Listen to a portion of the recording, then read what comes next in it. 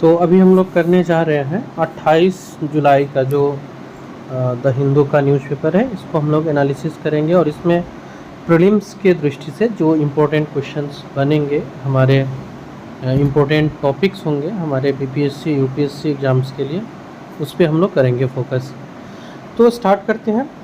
Front page पे ही जो पहला न्यूज़ है वो नीति आयोग के मीटिंग से जुड़ा हुआ है। प्रधानमंत्री ने स्टेट्स के सभी लोगों को कंबाइंड एफर्ट्स लगाने की बात की है अगर भारत को 2047 तक विकसित देश में कन्वर्ट करना है।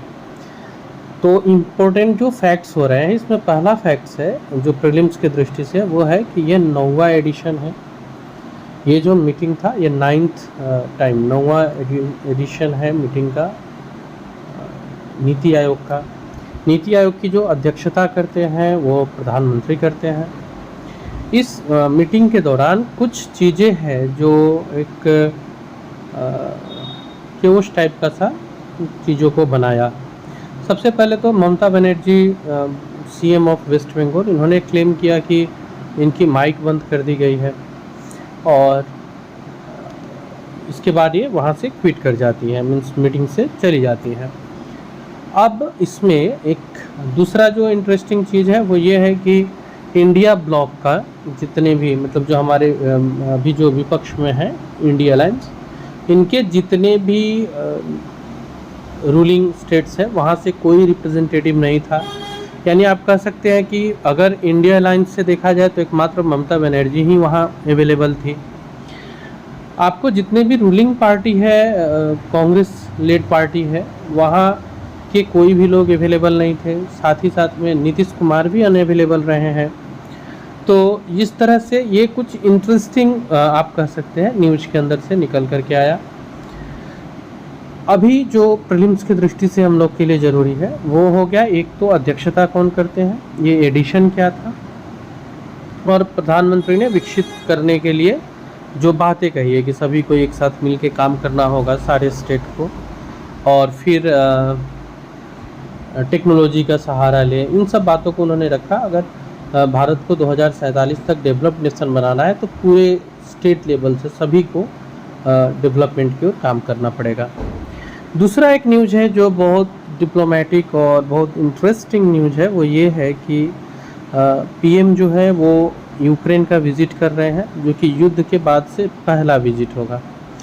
ये आपको पिछले 2-3 इंसिडेंट ऐसे होते जा रहे हैं जहां भारत, रूस और यूक्रेन के बीच चल रहे युद्ध के बारे में थोड़ा इंडल्ग दिखता है, शामिल होता हुआ दिखता है। आपको प्रधानमंत्री का इसके पहले जो बयान था कि बच्चे को युद्ध में प्रभावित होते देखकर जो उन्होंने भावनात्मक अपनी भावनाएं व्यक्त की थी, इसके बाद में यूक्रेन में अगर ये जा रहे हैं, जिसकी संभावना बताई जा रही है, तो 23 अगस्त को शायद से, ये कंफर्म नहीं है, लगभग 23 अगस्त को इनका एक मीटिंग होना संभावित दिख रहा है जेलेंस्की के साथ, जो यूक्रेन के राष्ट्राध्यक्ष हैं। अब इसमें बात ये आती है कि कितने समय से ही कभी भारत से ये एक्सपेक्ट किया गया कि भारत इस युद्ध में इंटरफेयर करे और रूस को मनाए, फिर भारत के तरफ से न्यूट्रल होना, इसके बाद भारत की तरफ से ये जो कभी कभी हमले में जो ह्यूमन लाइफ का लॉस हो रहा था उसके बारे में भारत की तरफ से स्टेटमेंट जाना, पिछले 2 बार जो पिछले ऑस्ट्रिया में प्रधानमंत्री ने जो स्टेटमेंट दिया, रूस में जो स्टेटमेंट दिया, और उसके बाद फिर अभी यूक्रेन का प्लान होना, तो ये एक इंटरेस्टिंग चीज़ होने जा रहा है नेक्स्ट अपकमिंग डेज में। तो ये बहुत बहुत बहुत इम्पोर्टेंट न्यूज़ होगा प्रीलिम्स और मेंस दोनों की दृष्टि से। मेंस के लिए तो काफ़ी इम्पोर्टेंट न्यूज़ होने जा रहा है।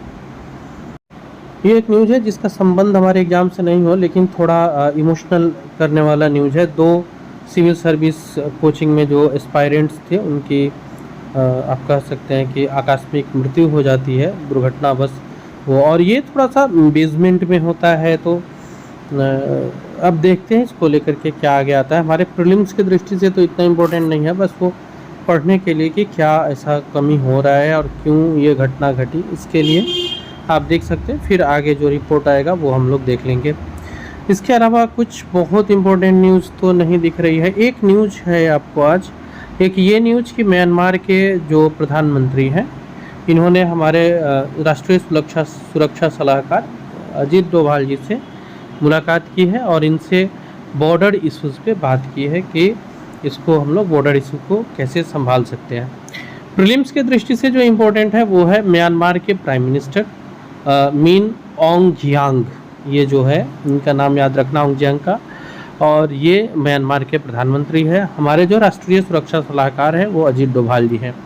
तो ये आपको एक कह सकते हैं कि प्रीलिम्स की दृष्टि से याद रखने वाली चीज़ है। बीपीएससी, स्टेट पीसीएस, ये लोग कई बार जो राष्ट्राध्यक्ष चर्चे में रहते हैं उनके बारे में प्रश्न पूछ लिया करती है। एक और इम्पोर्टेंट न्यूज़ आज जो मिल रहा है वो है आपको इंडिया ऑस्ट्रेलिया ट्रेड से। एक बार उस न्यूज़ को देख लेते हैं। तो ये वो न्यूज़ है, इसमें आपको भारत और ऑस्ट्रेलिया के बीच जो व्यापार है इसको लेकर के चर्चा किया गया है। जो राजदूत हैं इनका कहना है कि भारत और ऑस्ट्रेलिया का जो व्यापार है ये बहुत अच्छे परिणाम दे रहा है, आगे भी बहुत और अच्छे परिणाम देगा। इसमें प्रीलिम्स की दृष्टि से जो इम्पोर्टेंट है, एक तो ये ECT है, इसका फुल फॉर्म है economic cooperation and trade agreement, ये है। चर्चा हुआ है आपको कि इंडिया और ऑस्ट्रेलिया के बीच जो ट्रेड हो रहा है ये रिसेंटली बहुत लाभदायक दिख रहा है और आगे भी इसको हम लोग कैरी करेंगे और ये बहुत बेनिफिशियल होगा। इसके ऊपर ऑस्ट्रेलिया की तरफ से कुछ स्टेटमेंट्स आए हैं। प्रीलिम्स की दृष्टि से एक 2-3 पॉइंट्स है जो आप नोट डाउन कर सकते हैं। पहला है कि भारत का रिसेंट में जो वर्ल्ड लेवल पे ग्रोथ है व्यापार का वो 37% बढ़ा है, जबकि ऑस्ट्रेलिया के साथ हमारा 66% अप हुआ है, बढ़ा है। तो ये है। इसके अलावा परमानेंट मेंबर के रूप में भी संयुक्त राष्ट्र संघ के परमानेंट मेंबर के रूप में भी भारत को समर्थन करेगी ऑस्ट्रेलिया, ऐसा एक स्टेटमेंट है। तो ये वो न्यूज़ थे आज जो हमारे प्रीलिम्स के लिए इम्पोर्टेंट थे। आज के लिए इतना ही, और ऐसे ही इम्पोर्टेंट वीडियो के साथ हम लगातार आपके पास आते हैं। आपको एक अच्छा कंटेंट अवेलेबल कराना हमारा उद्देश्य होता है। आप अगर नए हैं तो चैनल को सब्सक्राइब कर लीजिएगा। ऐसे ही इम्पोर्टेंट कंटेंट मैं आपको अवेलेबल कराता रहूँगा। और डिस्क्रिप्शन में एक और चैनल का लिंक है, आप वहाँ पे भी जाकर के कुछ अन्य इम्पोर्टेंट टॉपिक्स कवर कर सकते हैं अपने एग्ज़ाम की दृष्टि से। सो आज के लिए इतना ही। Thank you.